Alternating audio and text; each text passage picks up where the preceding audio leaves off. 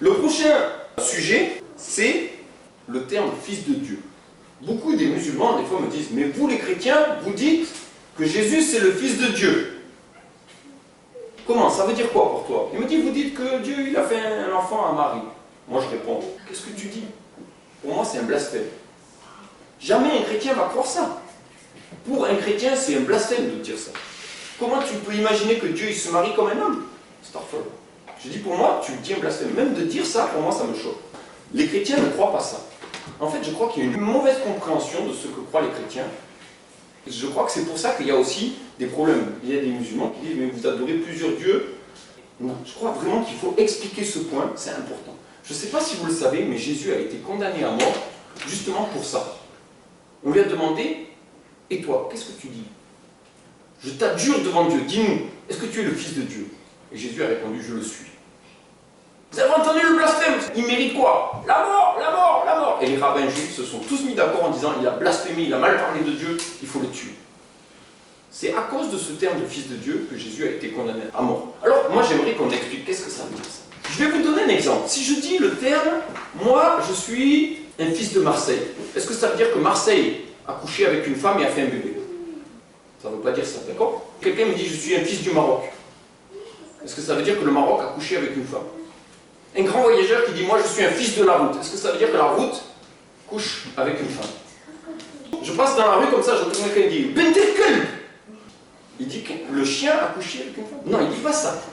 Donc le mot ne veut pas dire toujours qu'il y a un mariage, n'est-ce pas? Il faut comprendre ce que ça veut dire. Quand on dit ça, ça veut dire attention, tu te comportes comme un chien, tu es méprisable. Ça ne veut pas dire que le chien va se marier. Quand je dis tu es un fils de la route, ça veut dire que tu es un voyageur. Quand je dis tu es un fils de Maroc, ça veut dire que tu es un vrai Marocain, n'est-ce pas? De la même façon, quand on va parler de fils de Dieu, ce n'est pas une question que Dieu a un enfant. Moi je propose qu'on regarde les textes pour qu'on regarde ce qu'il y a dans l'évangile, plutôt que d'imaginer des choses. Dans l'évangile selon Luc, il y a l'ange Gabriel, Djibril, qui vient parler à Marie, Mariam. Il va lui annoncer la naissance de Jésus. Donc l'ange rentre chez Marie et il lui dit, je te salue, toi à qui une grâce a été faite, le Seigneur est avec toi. Marie, elle ne sait pas ce que ça veut dire. Et l'ange lui dit, n'aie pas peur Marie, tu as trouvé grâce devant Dieu, tu deviendras enceinte et tu enfanteras un fils et tu lui donneras le nom de Jésus, ça veut dire le sauveur, celui qui sauve. Il sera grand et il sera appelé le fils du Très-Haut. C'est là que le terme apparaît.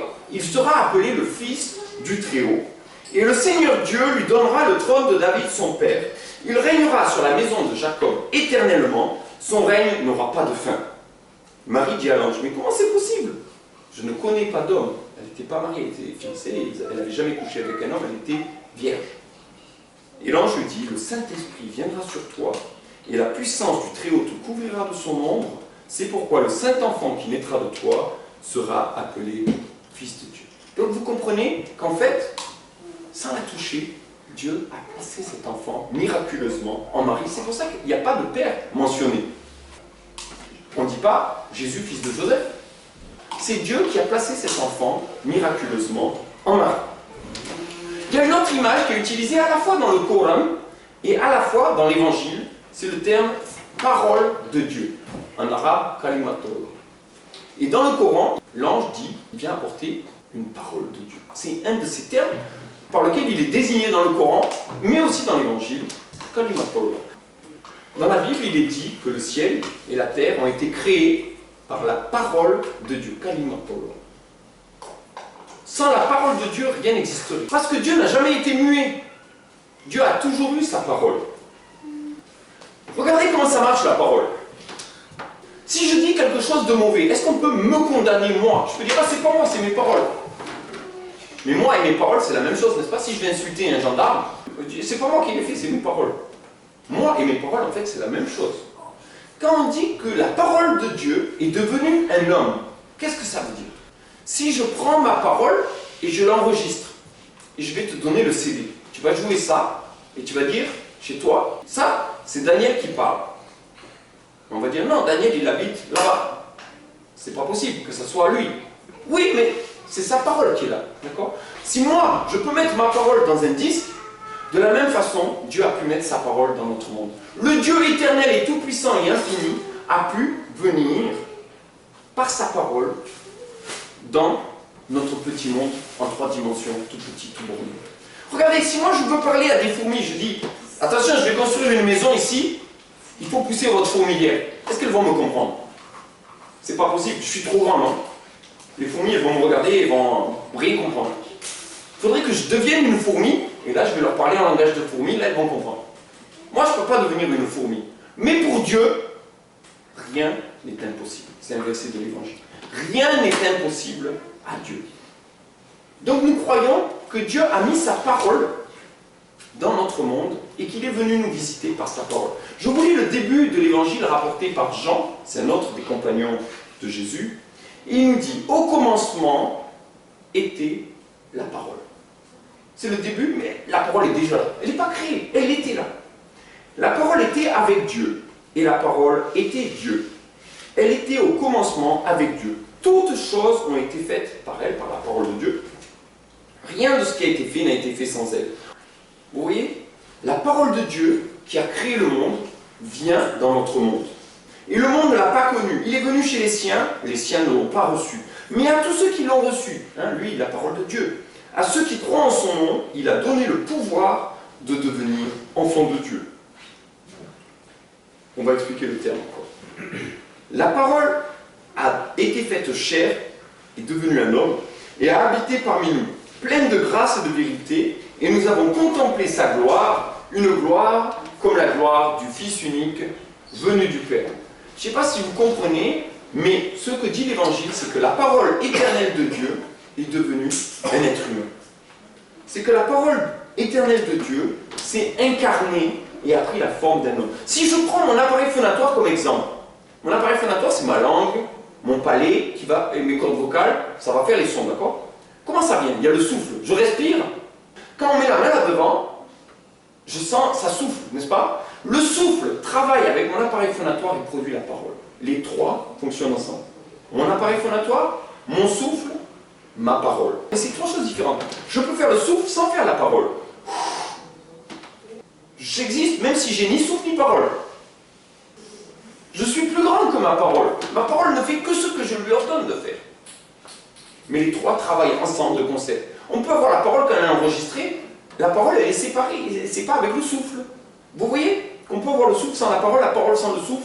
En fait, c'est l'image que Dieu utilise à la fois dans l'Évangile en nous disant la parole a habité parmi nous. Nous croyons que Dieu est venu parmi nous sous la forme de sa parole. C'est pour ça que les chrétiens pensent que Jésus est Dieu, manifesté en chair. Si je prends une lettre, je la signe.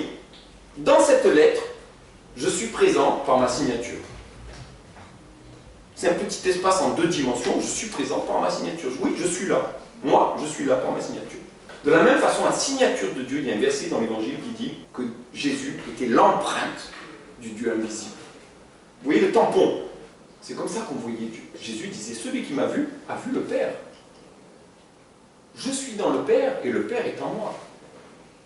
En fait, on n'a pas plusieurs dieux, on a un seul Dieu, mais qui a été rendu visible par Jésus-Christ. Jésus-Christ, c'est Dieu manifesté en chair en tant qu'homme. On va dire, mais s'il prend un corps humain, il va se salir. Un corps humain, c'est sale. Regardez, si je regarde une flaque de boue là, et dans la flaque de boue, je vois le reflet du soleil. Je dis, oh, regardez le soleil. Est-ce que le soleil s'est sali d'être dans la boue? Dieu est plus grand que le soleil. Dieu ne se salit pas en étant dans le corps de Jésus. Dans un corps humain, Dieu est venu en la personne de Jésus-Christ. Il n'a pas été sali. Vous dites, mais il y a 2 soleils. Il y a le soleil de la flaque de boue et le soleil dans le ciel. Non, il y a un seul soleil. Et les chrétiens croient en un seul Dieu. Un Dieu unique, mais un Dieu qui s'est manifesté. Voilà, ce point, j'ai pris un peu de temps parce qu'il est un peu délicat. Je crois que c'est vraiment un point de difficulté, mais pour nous, Jésus est Seigneur.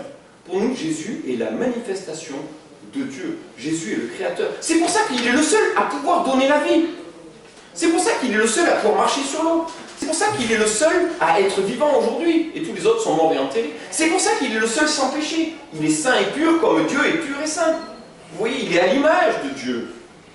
Tout ce que Dieu fait, on le voit par Jésus. On voit cette bonté, on voit cette douceur, on voit cette patience, on voit cet enseignement merveilleux. Et en fait, on voit Dieu rendu visible par Jésus. C'est comme si je montre une photo et je dis je suis là dans la photo. Tu vas dire mais non, tu n'es pas dans la photo, tu es là. Vous comprenez l'image de la photo? L'image du Dieu invisible. On pourra en débattre, hein, vous n'êtes pas forcément d'accord, mais je pense que c'est important de comprendre en tout cas que les chrétiens ne sont pas des gens qui croient que Dieu a fait un enfant à Marie. Pas du tout. C'est pas ça la question. Voilà, je pense qu'il faut que ça soit clair.